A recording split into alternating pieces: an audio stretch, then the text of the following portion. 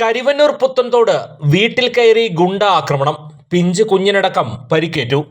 കരിവന്നൂർ പുത്തൻതോട് ഷാപ്പിന് സമീപമാണ് വീട്ടിൽ കയറി വടിവാൾ വീശി ഭീകരാന്തരീക്ഷം സൃഷ്ടിച്ച് ആക്രമണം നടത്തിയത്. ഇവിടെ വാടകയ്ക്ക് താമസിക്കുന്ന കുട്ടാട്ടിൽ വീട്ടിൽ 34 വയസ്സുള്ള സൗമേഷ് എന്നയാളുടെ വീട്ടിലാണ് പ്രദേശത്ത് തന്നെ നിരവധി കേസുകളിൽ പ്രതിയായ അനൂപ് എന്ന പേരുള്ള അക്കുടു എന്നറിയപ്പെടുന്ന യുവാവ് ആക്രമണം നടത്തിയത്. ഞായറാഴ്ച ഉച്ചയോടെയാണ് സംഭവം. ലഹരിയിൽ വടിവാളുമായി വീട്ടിലെത്തിയാൽ സൗമേഷിനെയും ഭാര്യ അഞ്ജനയെയും അമ്മ ഓമനയെയും മകൾ 6 വയസ്സുകാരി പ്രാർത്ഥനയെയും ആക്രമിക്കുകയായിരുന്നു. വീട്ടിലെ പലവ്യഞ്ജനങ്ങൾ ഉൾപ്പെടെ വലിച്ചെറിയുകയും ചെയ്തു. പരിക്കേറ്റ ഇവർ ഇരിങ്ങാലക്കുട ജനറൽ ആശുപത്രിയിൽ ചികിത്സ തേടി. ഇരിങ്ങാലക്കുട പോലീസും സ്ഥലത്തെത്തി പ്രതിക്കായുള്ള അന്വേഷണം ആരംഭിച്ചു.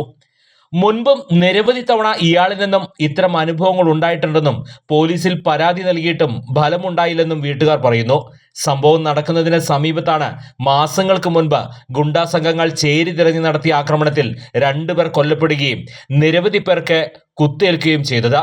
പ്രദേശത്ത് ഗുണ്ടാ ലഹരി മാഫിയയുടെ ശല്യം വർദ്ധിച്ചു വരികയാണെന്നും പോലീസ് ശക്തമായ നടപടികൾ സ്വീകരിക്കണമെന്നും നാട്ടുകാർ ആവശ്യപ്പെട്ടു. ഇന്നാൾ ഇതുപോലെ പ്രശ്നം ഉണ്ടായിട്ട് ഓരോ വീട്ടിൽ വന്നിട്ട് ഒരു പ്രശ്നം ഉണ്ടാക്കൽ, വീട്ടിൽ കയറി ഓരോ സാധനങ്ങൾ തല്ലി നടക്കൽ അങ്ങനെയൊക്കെ ഉണ്ടായിട്ടുണ്ട്.